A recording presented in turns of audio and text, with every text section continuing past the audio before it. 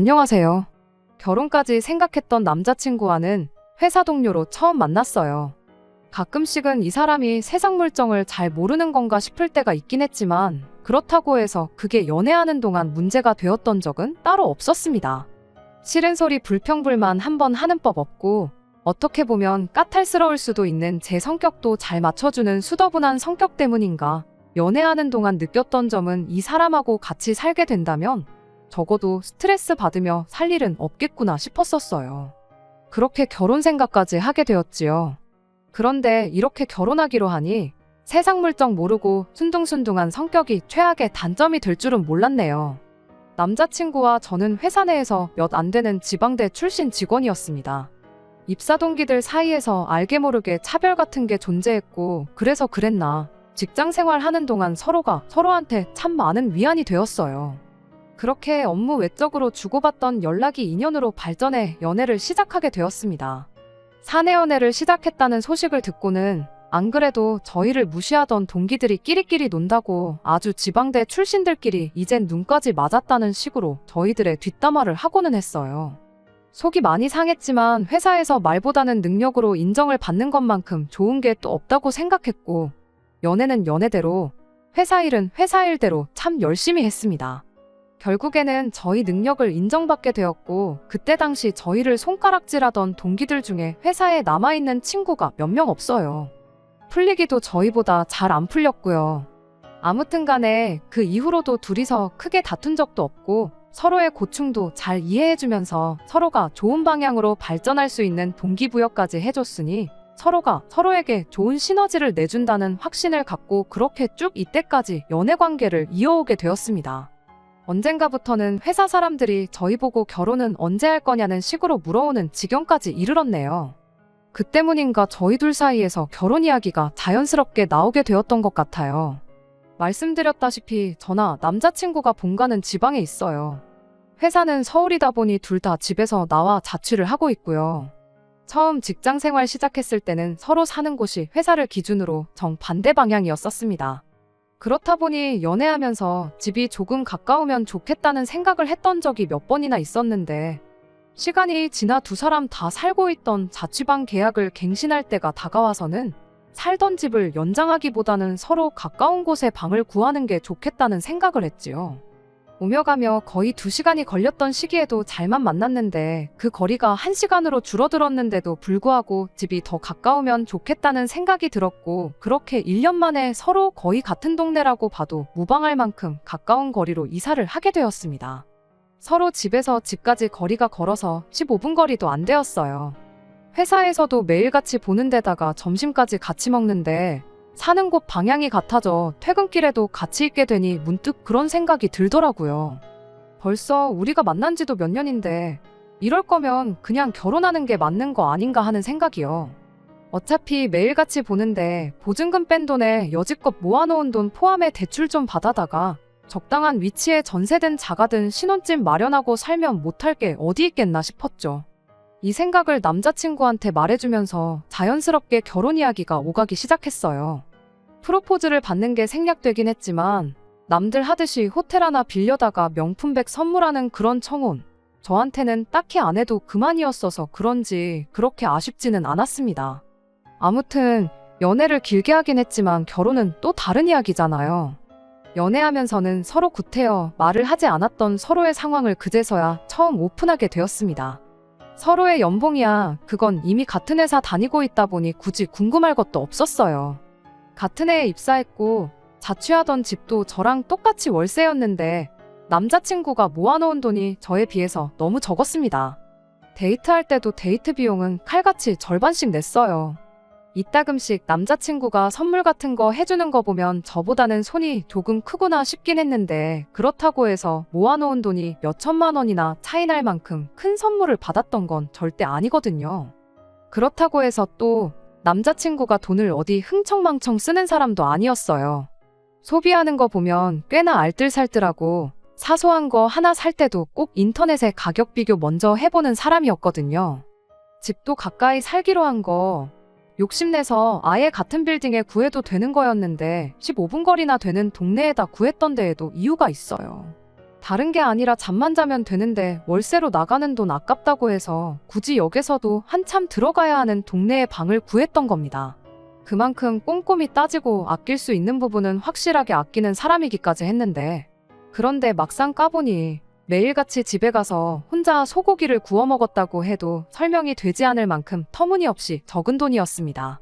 집이 가까워지고부터는 항상 저를 집 앞까지 바래다 주었던 사람이다 보니 퇴근길에 어디 허튼 데 가서 돈 쓰고 그럴 리도 없었죠.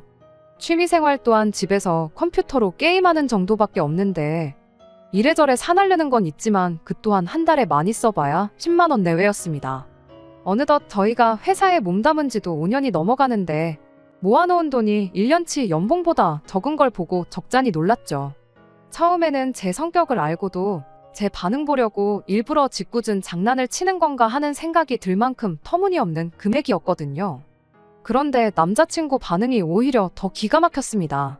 저는 있는 대로 당황스럽고 날카로운 상황이었는데 남자친구는 해명은커녕 뭐 문제라도 있냐며 제 눈치만 살피더군요.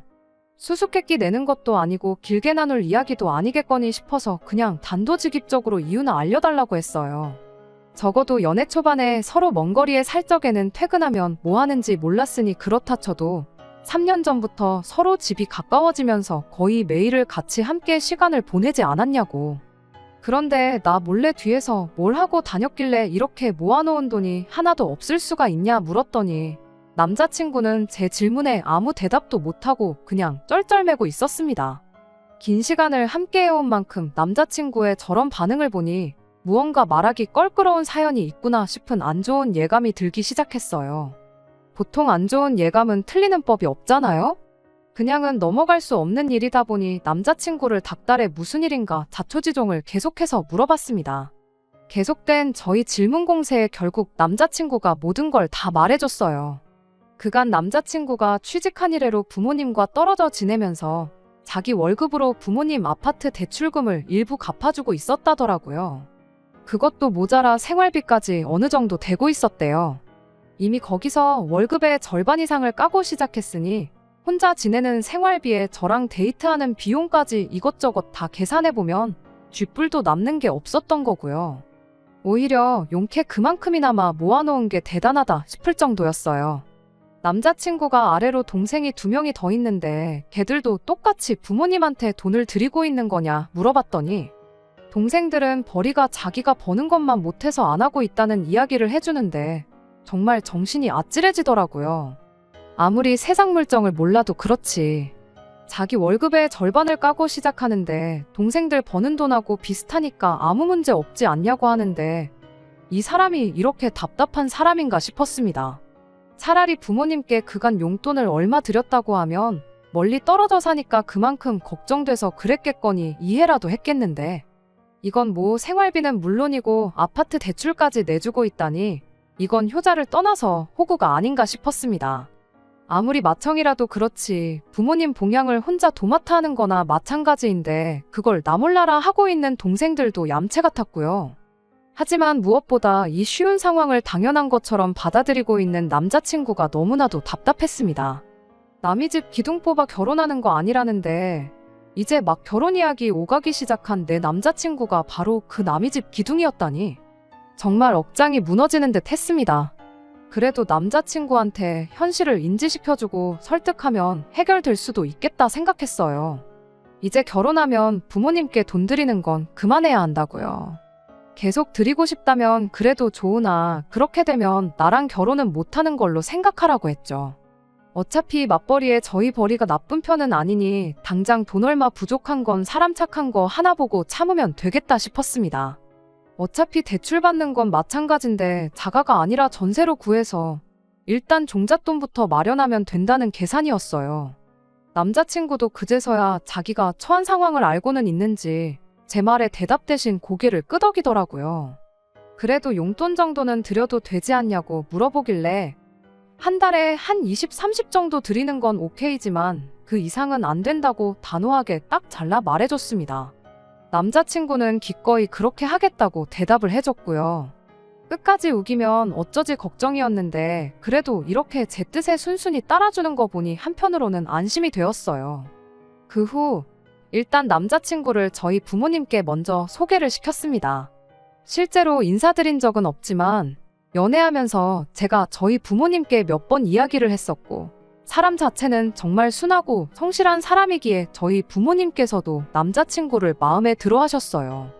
저희 집에서 결혼 허락을 받았으니 이제 제가 남자친구 부모님께 인사드리러 갈 차례였습니다. 그런데 남자친구가 이런 이유, 저런 이유를 대면서 인사시키는 나를 미루려고 하더라고요. 쇳불도 당김에 빼랬다고 그걸 미뤄서 뭐 하겠냐고 남자친구를 닥달해 억지로 자리를 만들었습니다. 남자친구가 자꾸 소개를 미루는 걸로 보아 저는 혹시 남자친구 부모님이 저를 마음에 안 들어 하시나 하는 생각이 들었어요. 그도 그럴 게 결국 아들이 집에 해주던 지원을 제가 끊어버린 거나 마찬가지였잖아요. 그런데 인사드리러 처음 만난 자리에서 저를 엄청 반겨주시고 잘해주셨어요. 아들한테 말로만 들었다면서 정말 꼭 보고 싶었다고 하시면서 말입니다.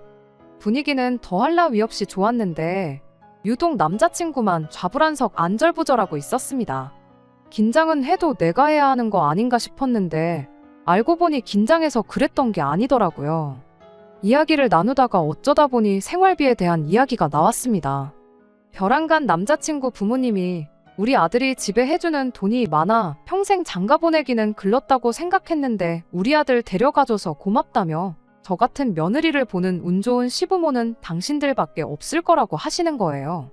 남자친구와 이야기했던 것과는 전혀 다른 이야기를 하는 걸 보아하니 그때 딱 깨달았습니다. 남자친구가 저를 집에 인사시키는 걸 미루려고 했던 그 진짜 이유를 말이지요.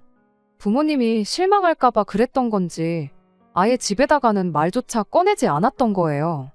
상황 파악이 끝나자마자 남자친구한테 맡겨선 평생 가도 말을 안 하겠다 싶어서 제가 대신 입을 열었습니다.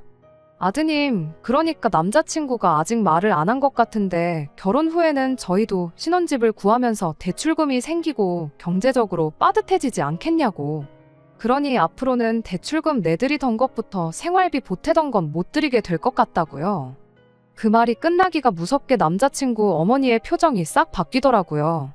그거에 대해선 들은 바가 없다며 방금 전까지는 저 같은 며느리를 보게 된 당신들이 운이 좋다고 하던 사람들이 이제는 당신 아들이 뼈 빠지게 벌어서 부모한테 효도하는 것도 못하게 하는 부모 자식 사이 갈라놓는 협잡군 취급을 하더라고요. 지금 저희 두 사람 벌이에 대출 갚고 생활비 내고 하면 못할 것도 없겠지만 그렇게 되면 저금을 하나도 할 수 없다고. 당장 내일 무슨 일이 일어날지도 모르는 세상에 저금 하나 없이 살 수 없지 않냐. 입장 바꿔서 제가 당장 제 월급의 대부분을 저희 집에 보내고 있다면 이 결혼 허락하실 거냐 되물어봤죠.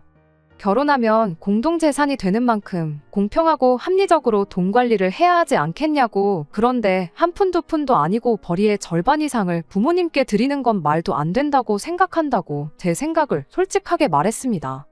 충분히 간결하게 말했다고 생각했는데 남자친구 어머니는 네가 무슨 권리로 우리 아들이 버는 돈을 관리를 하려고 드느냐고 따지더라고요.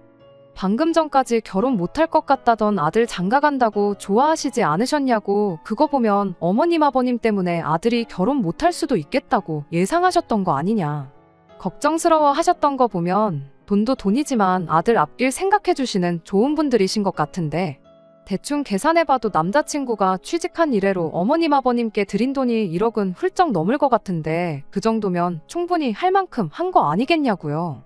그러니 이제는 아들 앞길만 생각해 주시고 저희가 아예 땡전 한 푼 안 드리겠다는 게 아니고 남들 하는 것 이상으로 챙겨드릴 테니 저희들 결정을 무조건 나쁘게만 받아들이지 않아주셨음 좋겠다고 했습니다.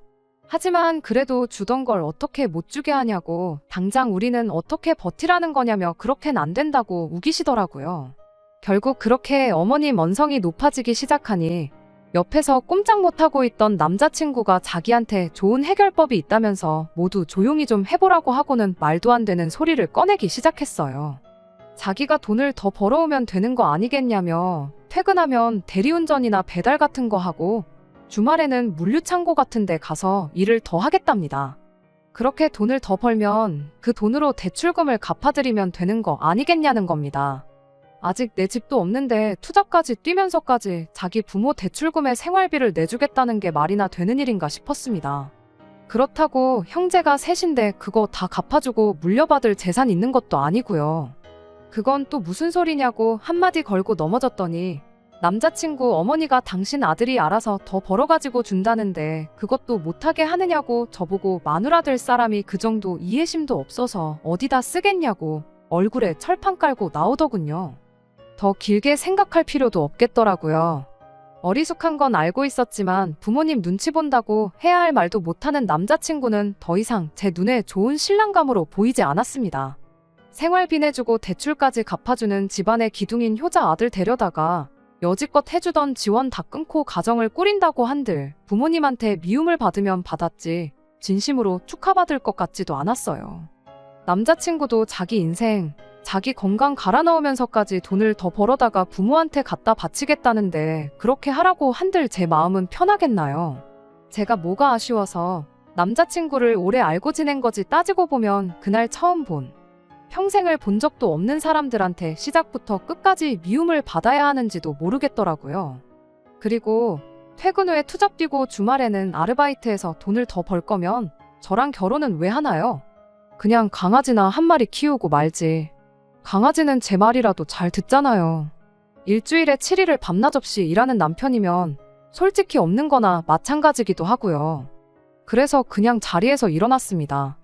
남의 집 기둥 뽑아오는 거 아니라는 말이 괜히 있는 말이 아닌 것 같다고 결혼 이야기 뒤집어버리는 것도 뒤집어버린 거지만 남자친구한테도 이만 헤어지자고 말했어요. 평생 그렇게 가족들 지갑 노릇이나 하라고요. 그렇게 사는 게 좋다는데 내가 스트레스 받아가면서까지 못하게 말릴 필요가 없다고 말하고 자리에서 일어났습니다. 같은 회사를 다니다 보니 보기 싫어도 마주쳐야 해서 불편했는데 남자친구의 마지막 책임감인지 저에 대한 죄책감 때문인지는 몰라도 저한테 이직할 테니 회사에서 마주칠 걱정은 안 해도 된다는 말을 하더라고요. 참 세상 물정을 몰라도 이렇게 모르는 사람이었구나 싶었죠. 나는 괜찮으니 회사까지 그만두고 그럴 필요 없다고 말했는데도 끝까지 저를 위한 마지막 책임이라니 어쩌니 하면서 결국 회사를 그만두더라고요. 암만 말해봐야 듣지도 않는데 괜히 그만두지 말라고 하는 걸 보고 제가 미련이라도 남았다 생각하면 어쩔까 싶어서 그냥 알아서 하라고 했습니다. 어차피 헤어진 마당에 그런 것까지 챙겨줄 필요 없다 싶었거든요. 그런데 뭐 이직할 직장이라도 구해놓고 저러는 줄 알았는데 무슨 문제가 생긴 건지 바로 직장을 못 구했나 봐요. 헤어지고 4개월쯤 지나서 제가 사는 자취방 앞에 술에 잔뜩 취해서 찾아왔더라고요. 평소에 술은 입에도 안 대던 사람인데 뭔가 싶어서 이야기를 들어봤는데 직장을 못 구해서 수입이 없는 상황인데 부모님들은 멀쩡히 다니던 회사 그만둔 남자친구 잘못이라면서 그나마도 얼마 안 되는 저금이라고 모아놓은 돈을 내놓으라고 했다는 겁니다. 당장 자기는 수입이 없어서 걱정이 돼서 죽겠는데 남자친구 부모님은 그 몇 달을 못 기다려서 얼마 안 되는 자기 돈을 가져가려고 한다고요. 그리고 상황이 이렇게 되니 자기가 자기 인생에 얼마나 큰 부분을 놓아버린 건지 이제야 깨달았다고 하면서 저한테 사과를 하더라고요. 이제 정말 자기는 부모님 안 보고 살아도 되니까 자기를 다시 받아달라고요. 집에다 돈 가져다 바치는 것도 그만둘 것이고 2번 다시 호구 노릇 하지 않겠다고 머리를 바닥에 찌으면서까지 부탁을 하더라고요. 그렇게 오래 연애했고 그동안 정이 많이 들었는데도 안쓰럽지가 않았습니다. 결혼 이야기 오갈 때던 회사 그만둘 필요까지 없다고 제가 이야기했을 때 진작에 들었으면 이럴 일도 없었을 텐데요. 다 자기가 뿌린 씨앗인데 달게 받아야죠. 불쌍하다고 다시 받아줬다가 괜히 또 새 직장 구하자마자 가족들한테 돈 줘야겠다 그럴 수도 있는 노릇이고요. 그래서 안타깝지만 나는 너랑 다시 시작할 생각이 없다. 그리고 술 먹고 이렇게 찾아오는 것도 싫고 우리는 이미 끝난 거니까 2번 다시 찾아오지 말라고 했습니다. 내가 뭐라고 당신하고 당신 부모님, 부모 자식 간의 천륜을 끊어낼 수 있겠냐고. 믿는 도끼에 발등 찍히는 것도 딱 1번이라고 했고 넌 벌써 그 기회를 날려먹었다고 했어요. 그 뒤로 한동안은 연락도 소식도 모르고 지냈습니다. 회사에서 남자친구와 친하게 지내던 직원이 남자친구 소식을 들었다며 저한테 말해줬어요. 고향에 돌아가서 그쪽에서 일자리 찾으러 다니면서 아르바이트 하고 있다고 하더라고요. 워낙에 경력이 좋아서 오히려 그쪽에서 새 직장 구하는 게 힘든가 보다 싶더래요. 불쌍하긴 하지만 한편으로는 남자친구를 다시 안 받아주길 잘했다는 생각이 듭니다. 결국에는 가족을 놓지 못해서 안정적인 새로운 직장을 찾는 게 아니라 부모님 당장 생활비랑 대출금 내주기 위해서 고향으로 돌아간 모습을 보면 아직 정신 덜 차린 것 같네요. 그동안 만나온 정에 휩쓸려 받아줬더라면 결국엔 또 어떤 방식으로든 자기 가족들 먹여 살리겠다고 투잡을 뛰겠다느니 내 돈을 빌려서 쓰겠다느니 분명 무슨 일이 있어도 있었을 겁니다. 비록 이렇게 완전히 끝나버리게 되었지만 아무쪼록 언젠간 정신 차리고 이용만 당하고 있다는 걸 깨달았으면 좋겠네요. 부모님이 키워준 은혜 당연히 헤아릴 수 없을 만큼 커다란 것이겠지만 자기 인생까지 갈아서 갚아야 할 정도로 가스라이팅을 당한 모습을 보니 그냥 한편으로는 안쓰럽기도 한 것 같아요. 뭐 저랑은 이제 헤어졌으니 제가 더 이상 신경 쓸 일은 아니지만요. 정신 차리면 그만둘 것이고 정신 못 차리면 앞으로도 저렇게 살아가겠죠. 두 번째 사연입니다. 안녕하세요. 날이 점점 추워지는 게 벌써 한 해를 마무리할 때가 다가왔다는 사실이 물씬 느껴지네요. 이제 해가 넘어가면 저도 30살이 돼요. 못해도 30 전에는 결혼을 하고 싶었는데 올해가 2달 남짓 남은 이 상황에 모든 걸 준비 마치고 결혼을 하는 건 불가능하다 싶습니다. 그리고 이 사람과 결혼을 하는 게 맞나 싶은 생각이 들기도 하고요. 그래서 이렇게 다른 분들의 의견이나 조언을 구해보고자 사연을 보내보게 되었습니다. 저보다 3살이 많은 남자친구와 3년 조금 넘게 연애를 했습니다. 제가 연애 2년 차부터는 30 전에는 결혼을 하고 싶다는 말을 했다 보니 남자친구 또한 제가 결혼을 염두에 두고 연애를 하고 있었다는 사실을 알고 있었죠. 남자친구가 저보다 연상이다 보니 결혼 이야기에 부담을 갖거나 하지는 않았던 것 같아요. 그렇게 1년이 지나서 지지난달부터 처음으로 저희 두 사람 사이에서 결혼 이야기가 오가기 시작했습니다. 사실 남자친구에게 30 전에 결혼하고 싶다는 말을 먼저 꺼냈을 때 남자친구가 별다른 반응이 없어서 에라 모르겠다 하고 저희 집에 인사를 먼저 시켰던 적이 있었습니다. 이후로 집안 행사에도 불렀던 적이 몇 번 있었고요. 그때 집안일도 잘 도와드리고 무엇보다 저희 부모님께도 정말 잘했어요. 그 뒤로 저희 부모님께서도 은근 남자친구랑 잘 돼서 결혼하기를 바라시는 것 같더라고요. 아무튼 그렇게 남자친구도 저에게 결혼 이야기를 꺼내게 되었고 이제 천천히 준비해서 못해도 내년 봄에는 식을 올리면 되겠구나 그렇게 생각하고 있었는데 말씀드렸다시피 여기서 다른 분들의 의견을 한번 들어보고 싶어 이렇게 사연을 보내게 되었습니다. 결혼 이야기 나오기 시작하고 얼마 지나지 않아서 남자친구가 난데없이 꺼냈던 이야기가 하나 있었어요. 어머니가 자기 어렸을 적에 고모들과 할머니한테 엄청 시달리고 사느라 고생을 참 많이도 하셨다고요. 그것 때문에 자기가 어머니한테 효도를 하는 게 마땅하다는 생각을 가지고 있더라고요. 조금 의아했던 게 고모나 할머니 때문에 힘든 삶을 살아오셨으면 아들인 남자친구가 아니라 남편인 아버님이 어머님께 더 잘해야 하는 거 아닌가 싶었죠. 어머니한테 잘하는 게 나쁘다는 건 아닌데 계속 이야기를 듣다 보니 남자친구가 어머니를 생각하는 그 효심이 조금은 지나치지 않나 그런 생각이 들었습니다. 제가 볼 때는 남자친구가 어머니께 잘하고 싶다는 소리가 그저 이유에 불과하고 그냥 무조건 잘해드리고 싶어하는 것처럼 느껴지더라고요.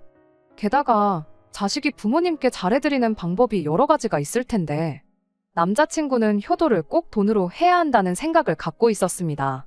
남자친구가 안정적인 직장을 다니고 있고 월급 받는 것 또한 또래에 비해서 잘 받는 편이에요. 결혼을 하게 된다면 저도 맞벌이를 할 생각을 가지고 있으니 둘이 받는 월급 합치면 넉넉 잡아 700만 원 언저리쯤 될 텐데 그 정도면 양가 부모님께 용돈 조금 드리는 거야 문제도 아닌 벌이잖아요. 그런데 벼랑간 결혼하거든 자기 월급의 절반을 어머니한테 드려야겠다는 말을 꺼내왔으니 저로서는 고민도 많이 생기고 받아들이기가 힘든 상황입니다. 게다가 그 이유가 할머니랑 고모들 때문에 고생했다는 이유였으니 제 입장에서는 도저히 그냥 넘길 문제가 아니구나 싶었어요. 이제 막 결혼 이야기 오가기 시작했는데 굳이 시작부터 월급의 절반을 엄마 주겠다는 소리를 꼭 해야 하나 서운하기도 했죠. 만약에 어머님이 저희 결혼하고 나서 아이를 봐주신다거나 한다면 그때야 월급의 절반이 아니라 한 달에 200만 원도 드릴 수 있겠지만 아무 이유 없이 그냥 드리는 건 아닌 것 같다고 딱 잘라 말은 했는데 남자친구는 그건 나중 가서 이야기하자며 대답을 얼버무렸습니다. 그거야 남자친구가 말한 대로 결혼 후에 양가 부모님께 드릴 용돈이나 생활비에 대해서는 결혼 준비하면서 차근차근 이야기를 나누면 되겠거니 싶어서 그냥 넘어갔어요. 그런데 얼마 전에 남자친구 어머니께 인사를 드리고 오면서 진짜로 결혼은 현실이구나 싶고 여러 가지 생각이 드는 거예요. 남자친구 어머니가 다른 분들 사연에 나오는 것처럼 며느리 못 살게 굴고 그러는 시짜 시어머니는 아니고 좋은 분처럼 보였어요. 남자친구 말 맞다나 시집살이로 과거에 고생을 하셨다 보니 당신은 당신 며느리한테 똑같이 하지 않고 잘해주겠다 하는 생각을 가지고 계신 분이셨죠. 문제는 남자친구였어요. 밖에서 만났는데 식사할 때는 물론이고 식사 마치고 나서도 어머님 옆에 붙어서 떨어질 생각을 안 하더라고요. 식사 마치고 차 한잔 마시면서 이야기 좀 더 나눠보기로 했는데 근처에 호수공원이 있어서 소화도 시킬 겸 거기 한 바퀴를 돌았어요. 남자친구는 어머님 옆에 착 달라붙어서 카페에 들어갈 때까지 저는 안중에도 없었습니다.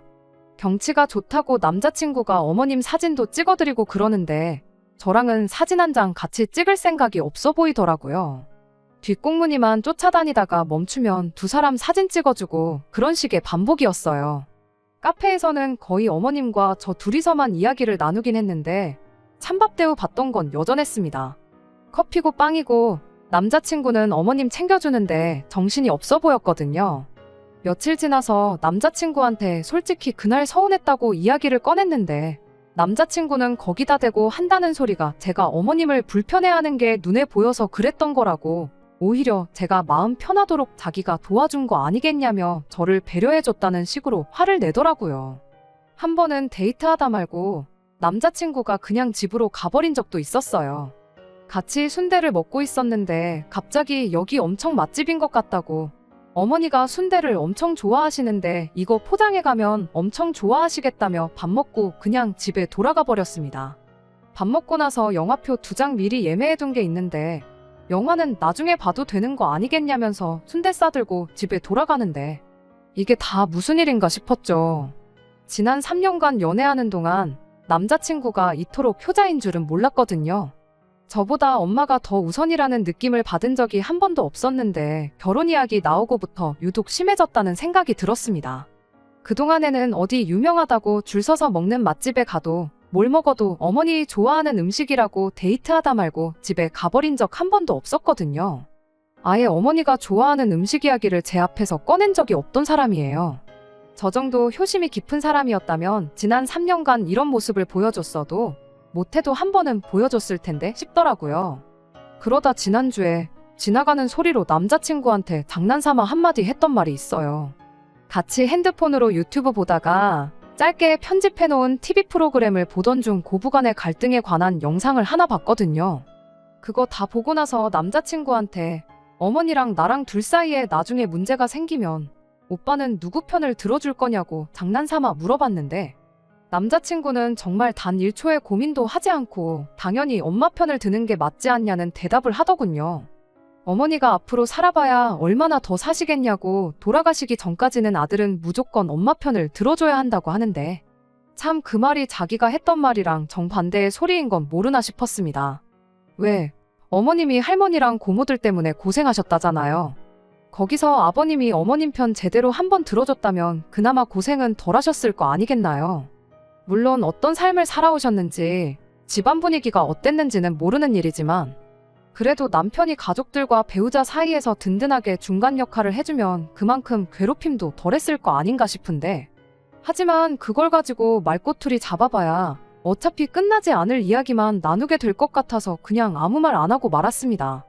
아무튼 이 모든 사건이 불과 근 2달 사이에 일어난 일이에요.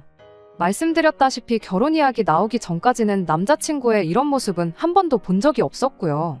처음에는 이해해보려고 생각했는데 이런 일이 계속해서 반복되니 저는 남자친구한테 무조건 엄마 다음일 거라는 그 느낌이 머릿속에서 사라지지가 않네요. 우리 딸 내년이면 시집 간다고 친척들이며 지인분들한테 자랑처럼 이야기하고 계시는 어머니를 보고 있자니 이 결혼하는 게 맞냐고 물어보기도 뭐해서 혼자 속만 앓고 있다가 다른 분들 생각은 어떤지 조언이라도 한번 들어보고자 이렇게 제 이야기를 한번 보내봤습니다. 정말 고민이 많네요. 혼자서만 고민하고 있으니 답도 없다 싶고요. 저도 제가 무슨 생각을 하고 있는 건지 모르겠습니다. 안녕하세요. 이렇게 후기 들고 다시 찾아왔습니다. 어머니께는 말을 꺼내지 못했지만 여기 사연 보내기 전에 사실 주변 사람들한테 어떻게 생각하느냐고 물어본 적이 있었어요. 그래봐야 다 제 또래 제 친구들인데 잘 모르겠다는 의견이 대부분이고 자기 부모님한테 잘하면 그만큼 저희 부모님한테도 잘할 거라는 희망적인 이야기밖에 못 들었거든요. 그런데 이렇게 속 시원하게 제 머릿속을 정리해 주시는 분들이 여기에 계실 줄은 생각도 못했네요. 덕분에 마음 굳게 먹을 수 있었던 것 같아요. 일단 남자친구를 만나서 월급의 절반을 주겠다는 이야기부터 정리를 해야겠다 싶었습니다. 그리고 어떤 분이 조언해 주신 대로 혹시 지금도 어머님한테 용돈으로 얼마를 드리고 있느냐 물어봤어요. 남자친구는 망설임도 없이 아니라고 대답하더라고요. 지금 드려봤자 결혼할 때 도로 다 가져가야 되는 거나 마찬가지 아니겠냐며 용돈은 결혼하고 드리는 게 맞는 거 아니겠냐고요. 말인즉슨 이제 맞벌이를 할 예정이니 벌이가 2배가 되는 거 아니겠냐. 벌이가 늘은 만큼 엄마 몫으로 자기 월급 절반을 챙겨주겠다 하는 소리나 마찬가지였지요. 그게 제 귀에는 내 돈으로 효도를 하겠다는 소리로밖에 들리지 않았어요. 그래서 남자친구한테 자식이 부모한테 효도하는 건 당연한 거라고, 그러니 나도 결혼하면 우리 집에 내 월급 절반을 드려야겠다고 똑같이 한마디 해줬습니다. 그랬더니 그건 좀 아닌 것 같다고 곧바로 반박을 하더라고요. 오빠는 되고 나는 왜 안 되냐 따졌더니 아들하고 며느리가 시어머니를 챙기는 게 이치에 맞는 거 아니겠냐고, 너네 집은 너가 챙기는 게 아니라 집안 남자인 제 동생이 챙기는 게 맞다는 소리를 하면서요. 자식이 부모한테 효도하는 건데 왜 그게 그렇게 되냐고 곧바로 따져 물었더니 저보고 한글부터 다시 배워야겠답니다. 시집을 온다는 말은 들어봤어도 장가를 온다는 말은 못 들어보지 않았냐. 시집을 온다는 건 말 그대로 제가 시댁의 일원이 된다는 뜻이라고. 그러니까 결혼을 한순간부터 너는 우리 집 식구가 되는 거니 효도는 시어머니한테 하는 게 맞는 거라고요. 그러니 너네 부모님 용돈은 동생이 알아서 챙기게 냅두라고. 너는 우리 집만 신경 쓰면 된다고 하는데 이과 나온 사람이 문과 나온 저한테 한글 공부부터 다시 하라는 것부터가 어이가 없었어요. 그럼 장가를 간다는 건 무슨 뜻인지 한번 말해보라고 했어요. 시집 온다랑 장가 간다가 뭐가 다르냐고요. 장가 가는 건 오빠가 우리 집 식구 된다는 소리 아니냐 했더니 거기까지는 생각 안 해봤는지 어떻게 둘러대지도 못하고 혼자 끙끙 앓더라고요. 이미 여기서부터 남자친구가 양보할 생각이 없어 보이는데 다른 분들이 조언해주신 이야기까지 꺼내가며 왈가왈부할 것도 없겠다 싶었어요. 무슨 말을 해도 제 말을 안 들을 게 뻔하고 저한테 말도 안 되는 시댁효도만 강요할 게 뻔한데 입 아프게 양보할 생각도 없는 거 토론해봐야 아무 소용도 없겠다 싶었죠. 그래서 그냥 결혼 이야기는 없던 걸로 하자고 했어요. 피땀 흘려 벌어가지고 우리 집에 한 푼도 못 주고 오빠 집에만 퍼줄 생각은 추호도 없다고요. 그랬더니 대답 못하고 끙끙 앓던 남자친구가 잘 걸렸다 하고 말꼬투리를 잡더라고요. 누가 네 돈도 엄마한테 준다고 했냐고. 내가 번 돈 드린다는데 뭐가 문제냐고 곧바로 따지고 들대요. 그래서 제가 남자친구한테 한마디 했어요. 이과 나왔다고 국어 실력이 나보다 형편없는 건 이해하겠는데 이제 보니 문과 나온 나보다 계산도 똑바로 못하는 것 같다고요. 이날이 때껏 엄마한테 돈 한 푼 준 적 없던 사람이 결혼하고 나면 월급의 절반을 퍼주겠다는데 그게 내 돈으로 주겠다는 소리랑 똑같은 거지 뭐가 다른지 진짜 몰라서 그러는 거냐고 한마디 했습니다. 진작부터 드리고 있었다면 내가 드리던 걸 못 드리게 할 수는 없으니 생각이라도 해봤겠다고. 그런데 보니까 그런 것도 아니고 양가에 똑같이 드리자는 것도 아니고 지네 집만 챙기겠다는데 그런 이기적인 사람하고 결혼해서 무슨 좋은 꼴을 보겠냐. 그냥 결혼은 없던 일로 하자고 한마디 더 쏘아붙였습니다. 그랬더니 너 지금 돈 얼마 때문에 파혼하겠다고 하는 거냐며 입에 개거품을 물대요. 그러더니 용돈 문제는 그럼 나중에 다시 이야기하자고 은근슬쩍 화제를 돌리려고 하더라고요. 뭘 다시 이야기하긴 다시 이야기하냐고. 지금 당장 안 드리겠다고 해도 그 말 안 믿을 거고 결혼할 때 되니까 그동안 못했던 효도가 하고 싶은가 본데 그냥 결혼 없던 일로 할 테니 그 마음 변치 말고 이제부터라도 어머니한테 최선을 다해서 효도하라고 한마디 해주고 자리에서 일어났습니다. 그리고 남자친구한테 마지막으로 조언 한마디 해줬어요. 나 다음에 만날 여자한테는 다른 것보다 결혼하거든 월급의 절반은 시댁 몫이 될 테니 그리 알라고 결혼 이야기 나오기 전에 미리 말해주라고 했어요. 안 그러면 또 연애한다고 시간은 시간대로 날리고 결혼 목전에 가서 똑같이 파혼당할 거라고요.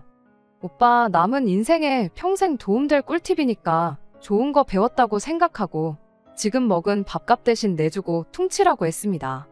그 말 하기 무섭게 직원분한테 계산은 저 사람이 해줄 거라고 말하고 가게 밖으로 뛰쳐나왔네요. 계산하는데 시간이 걸려서 그런지 남자친구가 저를 쫓아오지는 않았고 대신 그날 하루 종일 전화기에 불이 나도록 전화를 해댔어요. 계속 씹고 있다가 밤10시가 돼서 걸려온 전화를 받았습니다. 밥 먹다 말고 파혼당하니까 실감이 났는지 그제서야 저한테 사과를 하더라고요. 그러면서 한다는 소리가 그러면 너가 벌어온 월급의 절반은 너네 집에 드리는 걸로 하겠다네요.